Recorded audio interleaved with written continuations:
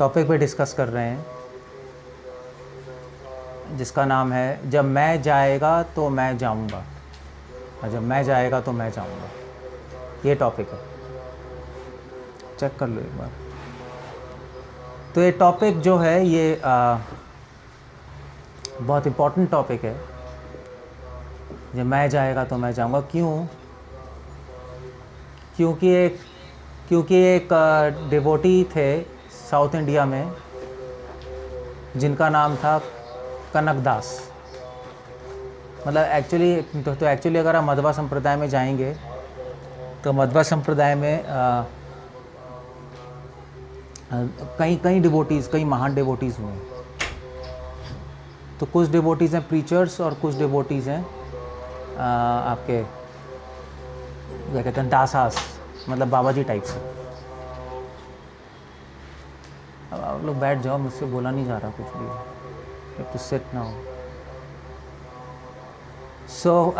तो कुछ डिवोटीज़ प्रचार कर रहे हैं और कुछ डिवोटीज़ बाबा जीज़ हैं हमारी संप्रदाय में। बाबा जीज़ मतलब जो भजन करते हैं सिर्फ, ऐसे डिवोटीज़ हैं।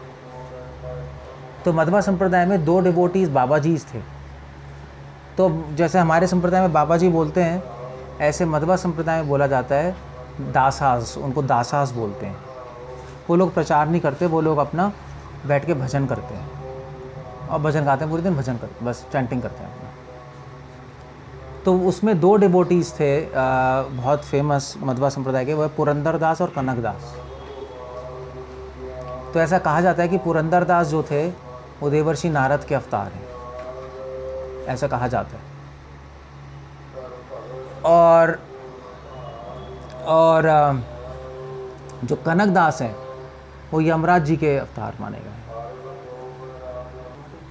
सो जो कनक दास, जो पुरंदर दास हैं, उसमें से जो कनक दास हैं उन्होंने ऐसा बोला था अपने भजन में, जब मैं जाएगा तो मैं जाऊंगा। Very interesting saying. अब ये उन्होंने क्यों बोला था? क्योंकि क्या हुआ कि कनकदास पुरंदर दास जी के जो गुरु हैं वो है व्यासा तीर्थ। और व्यासा तीर्थ बहुत एक्चुअली, अगर मध्वाचार्य संप्रदाय में 3 मेन आचार्य आए हैं। सो 3 मेन आचार्य, 3 मतलब जैसे हमारी संप्रदाय में मेन आचार्य किसको बोलते हैं? जैसे भक्तिनाथ ठाकुर, भक्ति सिद्धांत और श्रील प्रभुपाद। तो उनके संप्रदाय में बोला जाता है मुनित्रय। 3 मुनियाँ आए हैं जो कि वो जिन्होंने मध्वा संप्रदाय को सॉलिड फाउंडेशन बनाई। सो कौन कौन है? सबसे पहले तो मध्वा मुनि है। दूसरे जय तीर्थ। आपने हमारी परंपरा में देखोगे ना गीता के, तो उसमें आपको नाम मिल जाएंगे गुरु परंपरा में। तो मध्वाचार्य मध्वा मुनि, दूसरे हैं जय तीर्थ, और तीसरे हैं व्यासा तीर्थ, जिन्होंने मध्वा संप्रदाय को उठाया है। और एक तो मध्वा संप्रदाय को एक नई दिशा दी है। हर आचार्य ने कुछ ना कुछ कंट्रीब्यूट किया है। तो व्यासा तीर्थ के बहुत बड़े बड़े डिवोटी हुए हैं। उनमें से कनक दास एक, पुरंदर दास एक, फिर उसके बाद आके वाडीराज। अब आप पढ़ोगे वाडीराज नाम आता है हमारी संप्रदाय में। वाडीराज बहुत बड़े सन्यासी थे। और फिर उसके बाद ये तो 3 मेन हुए थे व्यासा तीर्थ के डिसाइपल्स, वाडीराज, उसके बाद कनक दास, पुरंदर दास, और फिर 2-3 और थे। I just forgot their name, very famous devotees. So क्या हुआ, तो व्यास तीर्थ ने, वो गुरु थे वो तो कनक दास पुरंदर दास के। मगर प्रॉब्लम ये थी कि व्यास तीर्थ के जितने भी शिष्य थे वो इनसे द्वेष करते थे, क्योंकि व्यासा तीर्थ कनक दास पुरंदर दास को बहुत फेवर करते थे। समझते हो? फेवर समझते हो ना? इसलिए शास्त्रों में लिखा है कि अगर गुरु किसी शिष्य का पक्षपात लेगा, शिष्य तो खुश होगा मगर बाद में उसका खून जरूर हो जाएगा। ये शास्त्रों में लिखा और इतिहास में बार बार हुआ है। जिस शिष्य का गुरु ने पक्षपात लिया है उसको उसके गुरु भाइयों ने मिलके मार दिया। ये हुआ ही है। इसलिए गुरु को किसी शिष्य का पक्षपात नहीं लेना चाहिए, चाहे वो उसे खुश भी है, क्योंकि वो उसकी हानि हो जाएगी। मतलब सारे ट्रेडिशंस, वैसे उदाहरण के लिए आपका ज़ेन रिलीजन, ज़ेन पता है ना, ज़ेन रिलीजन, तो चाइना में, जापान में ज़ेन रिलीजन है। तो जैन रिलीजन में एक बहुत बड़ा वो था, एक मैं भूल गया, आई थिंक फिफ्थ जैन वाला होगा। तो फिफ्थ जो जैन मास्टर था वो, तो उसके गुरु ने उसका पक्षपात करने लगे। वो कहने लगे यार ये तो अच्छा है, और तो सारे उसके गुरु भाइयों ने मिलकर उसका मर्डर करने की कोशिश की, निकाल दिया वहाँ से। ऐसा हो गया। मैं क्रिश्चियनिटी में, इस्लाम में prophet Mohammed peace be unto him, रसूल, अल्लाह के रसूल मोहम्मद, ऐसे ही बोला जाता। तो उन्होंने अपने कज़न और अपने सन इन लॉ, तो प्रॉफिट मोहम्मद की जो बेटी थी फ़ातिमा, उसकी शादी हुई थी अली से। अली अगर आपको पता होगा, इस्लाम मतलब, अगर अली, इस्लाम मतलब आपको अली पता होना चाहिए। हाँ ऐसे पिक्चर भी होती है अली, हाँ ऐसे तो बोलते हैं या अली बोलते हैं ना, या अली इस्लाम में, वो अली से ही है। तो अली, तो अली, प्रॉफिट मोहम्मद ने अली की बहुत पक्षपात की कि ये मेरे बाद ये होगा और ये मेरा मेन बंदा है, बस उसका मर्डर हो गया। उसके बाद उसके बच्चों का मर्डर हुआ, उसके पोतों का मर्डर हुआ, इतना द्वेष हो गया। और क्या कह रहे हो, कौन सा एग्जांपल दे रहे हो? अच्छा ऐसे। तो इसलिए शास्त्रों में है कि कभी भी किसी लीडर और कभी भी किसी गुरु को पक्षपात नहीं करना चाहिए। मगर इसका मतलब ये नहीं है कि जो डिवोटी अच्छे हैं, जिनमें कोई क्वालिटीज़ है, तो उनके गुणों को निखारे भी ना। ये भी शास्त्रों में लिखा है कि जिसमें कोई गुण है उनको लीडर को या गुरु को निखारना चाहिए, ऊपर उठाना चाहिए उनको। समझ गए ना? तो उसमें अंतर होता है, उसमें पक्षपात और उसमें अंतर है। क्लियर है? सो एनीवे, मैं क्या कहता, तो व्यासतीर्थ ने पक्षपात करने लगे, कनकदास के सब एंटी हो गए। तो व्यासतीर्थ एक बार बैठे थे और ऐसे ही लेक्चर हो रहा था। तो लेक्चर में व्यासतीर्थ ने बोला, ऐसे पूछा कि कनकदास तुम बताओ कि हम में से कि मेरे शिष्यों में से कौन जाएगा भगवान के पास। ये व्यासतीर्थ ने, अभी बता देता हूँ, सॉरी व्यासतीर्थ, कनकदास उठे और उन्होंने एक अपने गुरु भाई के सर पे ऐसे किया, नॉक नॉक। तो उसने कहा ये नहीं जाएगा। दूसरे पे क्या, टक टक, ने कहा ये भी नहीं जाएगा। टक टक टक टक सबके सर में मारा, कोई नहीं जाएगा। सब इतना गुस्सा हो गया, सबने कहा ये पागल हो गया, तो दिमाग आउट हो गया, कर क्या रहा है ये। तो सब ने उसको फंसाने की कोशिश की। सब ने कहा अच्छा तू बता कि तेरे गुरु जाएंगे व्यासतीर्थ भगवान के पास। मैं अभी बताता हूँ। व्यासतीर्थ के वहाँ पे जाके उन्होंने ठक ठक किया गुरु के, और फिर उसने बोला कि जो मेरे गुरु व्यासतीर्थ हैं, जो उडुपी के मठ हैं, इंचार्ज हैं, जो टेंपल प्रेसिडेंट हैं यहाँ के, जो महान गुरु हैं, इतने करोड़ों शिष्य हैं उनके, जिन्होंने कई ग्रंथ लिखे हैं, जिन्होंने कई रचनाएं की हैं, वो भगवान के पास नहीं जाएंगे। बस सबने डंडे उठा लिए। वो तो है ही, मतलब अगर आपके गुरु के बारे में बोलते हैं भगवान के पास नहीं जाएगा, सबने डंडे उठा लिए वहाँ से। मैंने कहा मारो इसको, ये पागल हो गया है, इसका दिमाग सड़ गया है। तो व्यासतीर्थ ने रोक दिया। मैंने कहा रुक जाओ। व्यासतीर्थ को पता था कनकदास यमराज जी के अवतार है, पता था व्यासतीर्थ को। तो व्यासतीर्थ ने कहा रुक जाओ भाई, पहले इसकी सुनो क्या। उन्होंने कहा ये तुम क्या कह रहे हो कनकदास। कनकदास ने कहा ऐसा है, मैं तो सिर्फ ये कह रहा हूँ कि जब मैं जाएगा तो मैं जाऊँगा, चाहे वो ABCD, चाहे आप ही हो चाहे मैं भी हूँ। मैं तो बस इतना कहना चाहता हूँ। तो ये क्या सेइंग है, मैं तुम्हें कन्नड़ में भूल गया इसकी सेइंग, बहुत अच्छी सेइंग है। निम्मा कैसे बलदेव कुछ, हरे कृष्णा, हाँ नहीं वो आ गया। तो हाँ, तो कैसे सेइंग है कन्नड़ में, जब मैं जाएगा तो मैं जाऊँगा, निम्मा पता नहीं ऐसी कुछ, मैं भूल गया। मात्राड़ी पता नहीं कैसे भूल गया।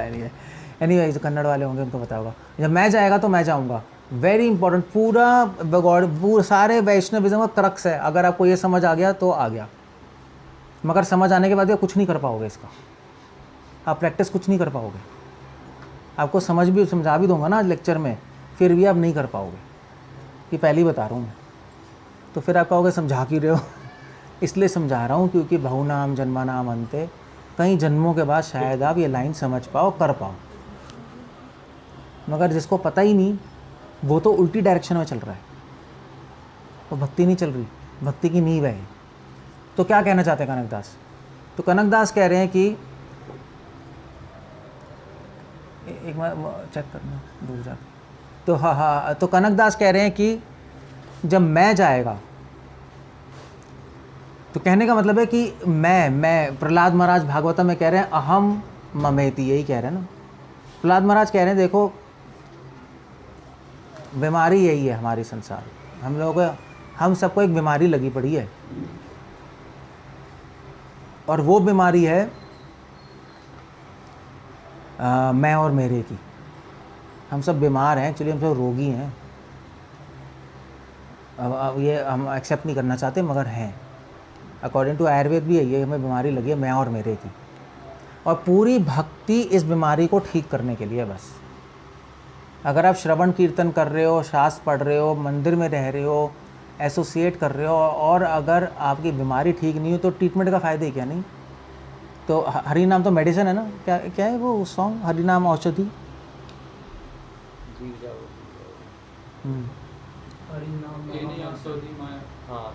हाँ, तो जीव जाग, हाँ तो जीव जागे में आता है, एने छी औषधि माया नाशी बार लागे,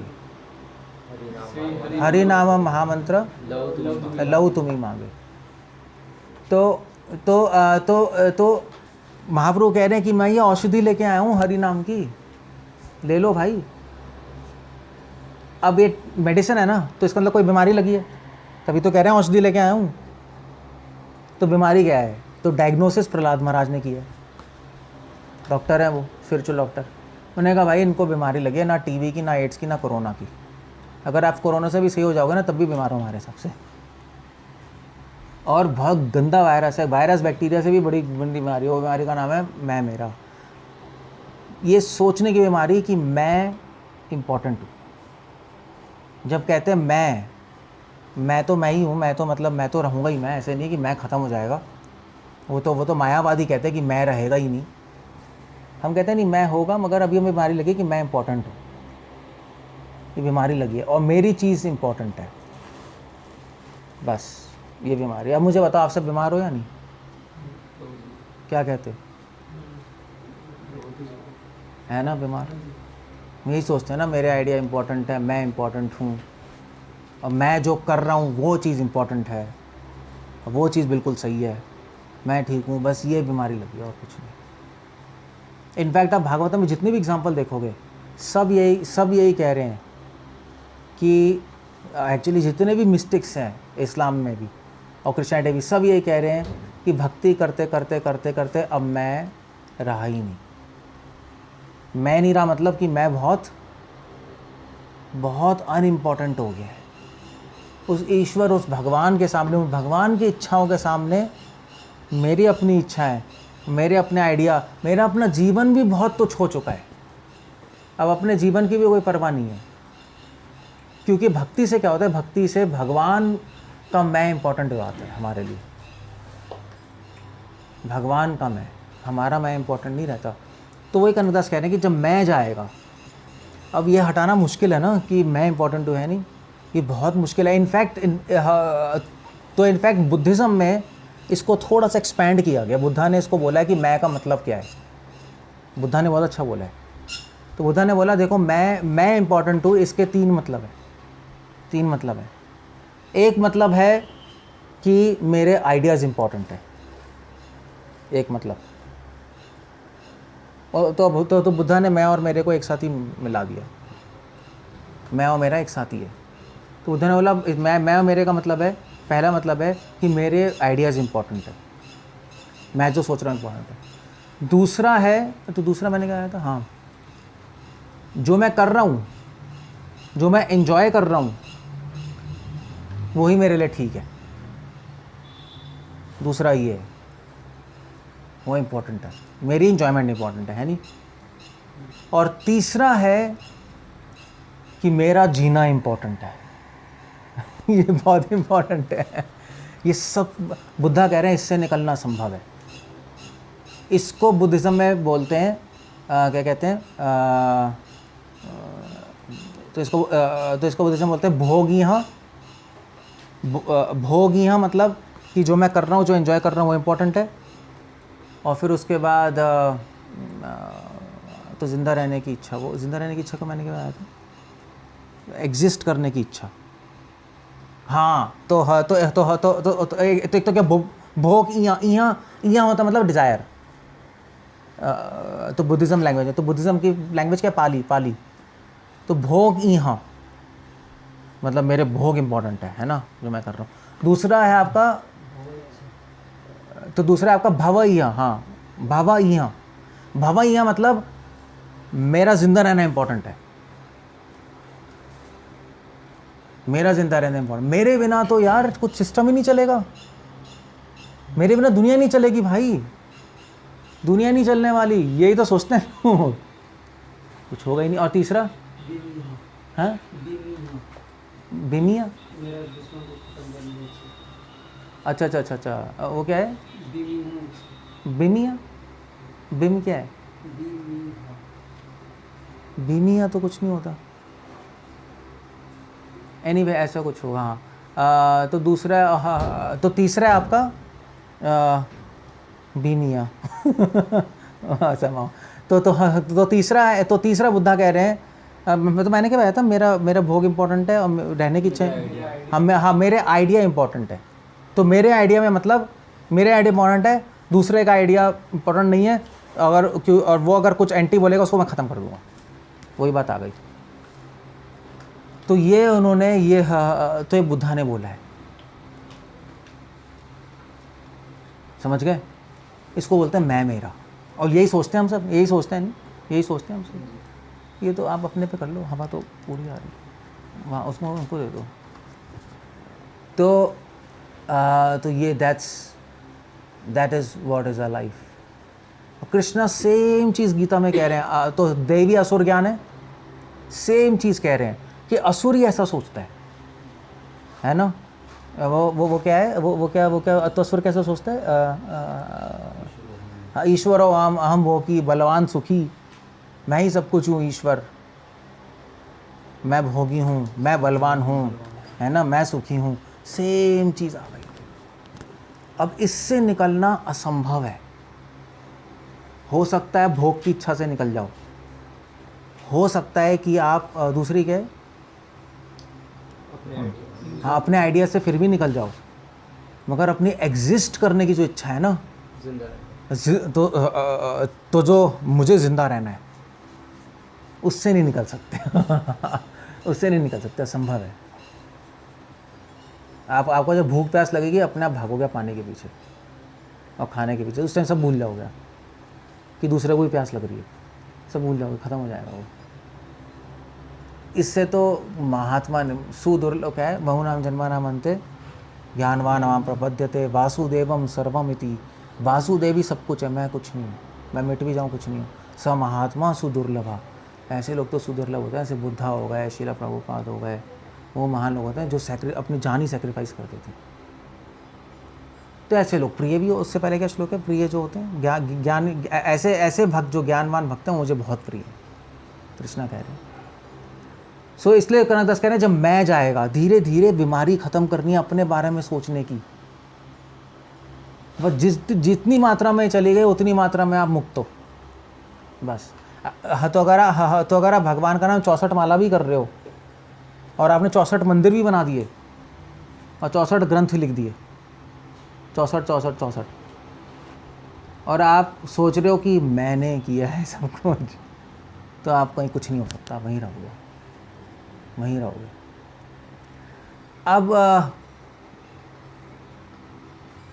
तो कनकदास कह रहे हैं जब मैं जाएगा तो मैं जाऊंगा। तो एक्चुअली कनकदास कह रहे हैं, जब एक्चुअली ये नहीं कह रहे, तो वो कह रहे हैं जब मैं जाएगा तो शायद मैं जाऊंगा। उन्होंने शायद फिर भी लगाया है, if I go then I मे गो। फिर भी ज़रूरी नहीं है, अगर आपका पूरा मैं ख़त्म हो जाए ना तब भी शायद ज़रूरी नहीं है। तो एक्चुअली मैं एक एग्जांपल आता हूँ मैं इसका। वो कौन थी, हाँ वो तो एक बहुत बड़ी डिवोटी है शैव संप्रदाय में, शैव संप्रदाय की बता रहा हूँ, वैष्णव नहीं बता रहा, but anyway what ever example आपको समझ आ जाएगा। तो उसका नाम है तो उसका नाम था लाल देत। तो कश्मीर की सेंट है,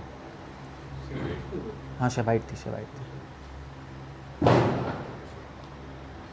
तो उसका नाम है लाल देत।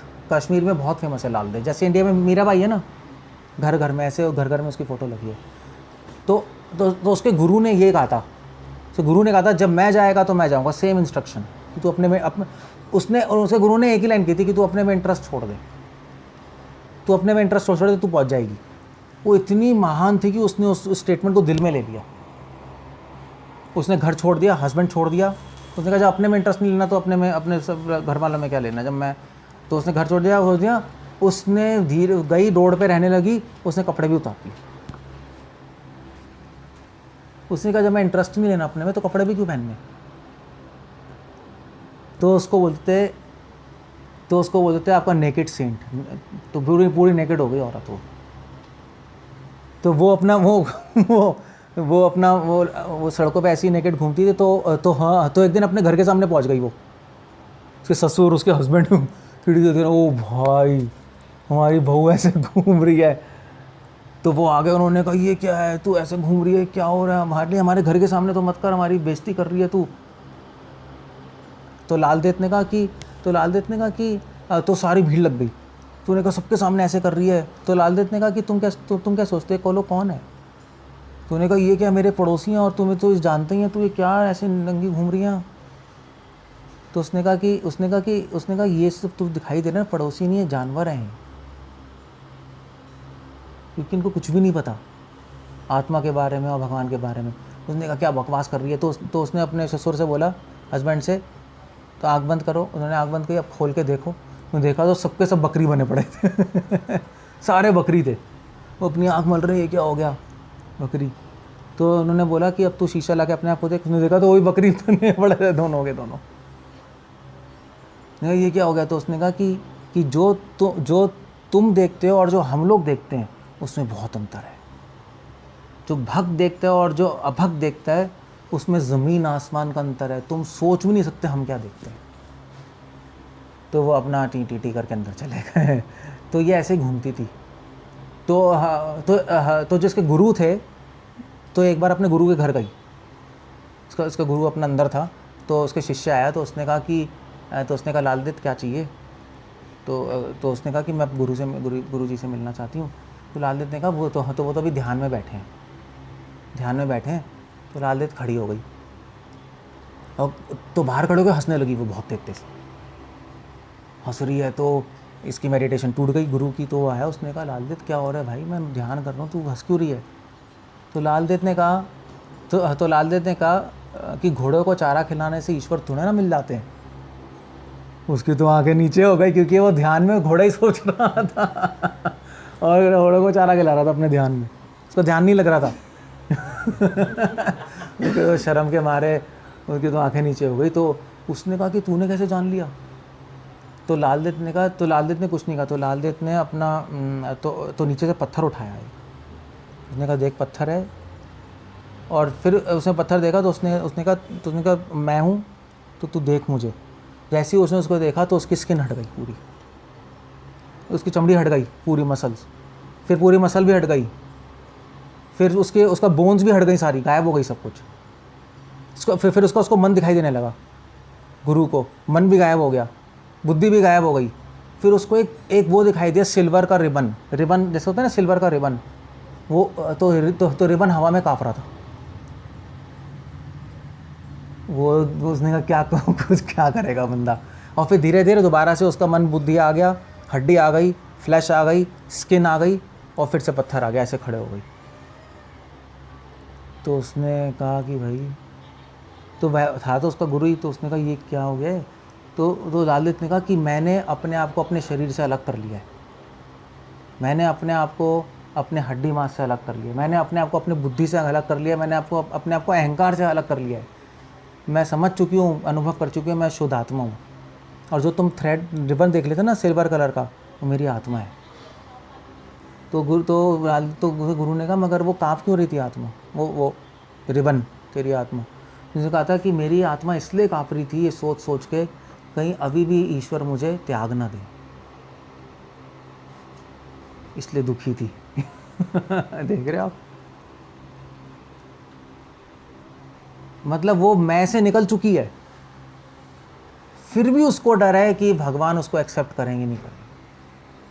तभी तो कनकदास कह रहे हैं जब मैं जाएगा तो शायद मैं जाऊंगा। इतना आसान नहीं है स्पिरिचुअल वर्ल्ड जाना। वो तो चलो महाप्रभु की कृपा है मगर फिर भी चीज़ें तो हैं। देखो, तो आप मेडिसिन ले रहे हो तो बीमारी ठीक होनी चाहिए आपकी बस। तो इससे आप लोग डिसाइड करो कि प्रभुपाद लिख रहे हैं अपने पर्पट में, एक बार लिख रहे हैं, प्रभुपाद कह रहे हैं the test of chanting Hare Krishna is that you are becoming detached from this material world. ये टेस्ट है हरे कृष्णा चैंटिंग का। अगर ऐसे ऐसे आप अच्छी चैंटिंग कर रहे हो, इसका मतलब तो क्या होगा, आप इस संसार से इंटरेस्ट ख़त्म होता रहेगा आपका, और अपने आप से इंटरेस्ट ख़त्म होता रहेगा। संसार से तो लोगों का इंटरेस्ट ख़त्म होता है, अपने आप से नहीं होता। वो करना बड़ा मुश्किल है, क्योंकि भोगी होते हैं, त्यागी होते हैं नहीं।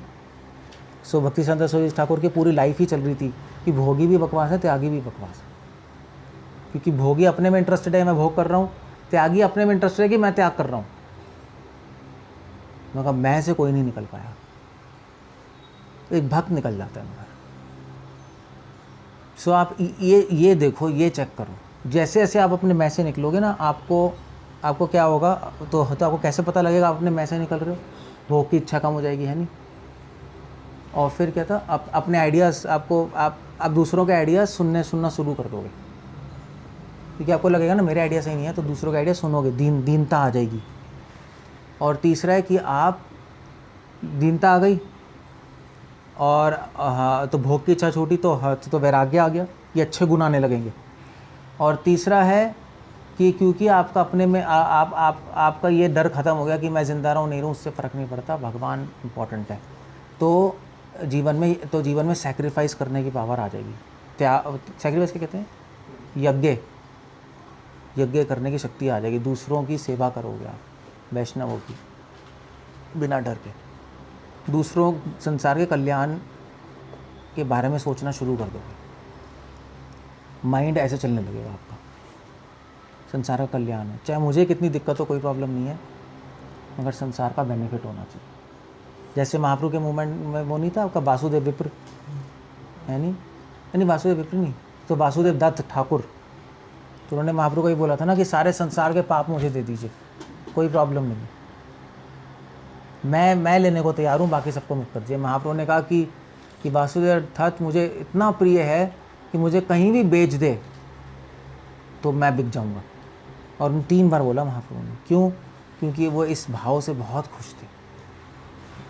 अब वो भाव कहाँ से आया कि सारे संसार के पाप ले लूँ? वो तो आप भी कह सकते हो प्रभु जी, हम भी कह सकते हैं, मगर वो आसान नहीं है। आप कहना शुरू करोगे और जब आएंगे तो पता लगेगा क्या होगा। मगर ये बात है कि वो कैसे कह पा रहे हैं, क्योंकि उनमें मैं नहीं है, चक्कर ये मैं जाएगा तो मैं जाऊँगा, हाँ मैं वैकुंठ जाऊँगा। तो इस तरह से ये सारी कनकदास की सही है, ये प्लीज़ अब याद रखो। वैसे पता है सारे बात की यही बात है बस। तो प्रॉब्लम मैं की है ना, तो मैं की जगह किसको रख दो? कृष्णा को रख दो। जो आप मैं के लिए करते हो वो कृष्णा के लिए शुरू कर दो करना। जो अपने लिए करते हो ना, भगवान के लिए करना शुरू कर दो, बस फिट हो जाएगा। अब तमोगुण, रजोगुण, सत्वगुण सबसे बाहर हो जाओगे। मगर हम करते नहीं है, नहीं, वो करना बहुत मुश्किल होता है, और जो करता है पता भी लग जाता है कि वो कर रहा है। सुहृदम सर्वभूतानाम, वो सबका सुहृद बन जाता है, सबके कल्याण के बारे में सोचता है। जैसे माँ हमेशा अपने बच्चे के बारे में सोचती रहती है ना, है नहीं? तो माँ के लिए बच्चा एक्चुअली मैं ही है नहीं, उसका ही वही है एक्चुअली, उसी का एक्सटेंशन है। तो माँ 24 घंटे अपने बच्चे के बारे में सोचती है कि सोया नहीं सोया, खाना नहीं खाया, कैसा है, यही है ना, यही पूछती रहती है माँ। मम्मी जब फ़ोन करती है यही पूछती है, बेटे क्या खाया? वो 60 साल का हो जाएगा तब भी कहेगी क्या खाया। इंडिया में तो ऐसा ही है। तो ये भाव भगवान के लिए होना चाहिए, और वैष्णवों के लिए सबसे इम्पोर्टेंट। भगवान के लिए अगर ये भाव हो तो आप कनिष्ठ अधिकारी हो, समझ गए? अगर भगवान के लिए भाव आ गया, और अगर यही भाव वैष्णवों के लिए आ गया तो उत्तम अधिकारी बन गया, वैष्णव और भगवान दोनों के लिए। तो तम अधिकार लो, तो सबसे प्रिय हो जाओगे भगवान। ये पूरी समरी है गौड़ीय वैष्णव फिलॉसफी। सिंपल है, करना असंभव है ऑलमोस्ट। ओके, हरे कृष्णा, श्रील प्रभुपाद की जय। कुछ पूछना है तो, कुछ कहना है तो पूछ सकते हो। I will just stop here.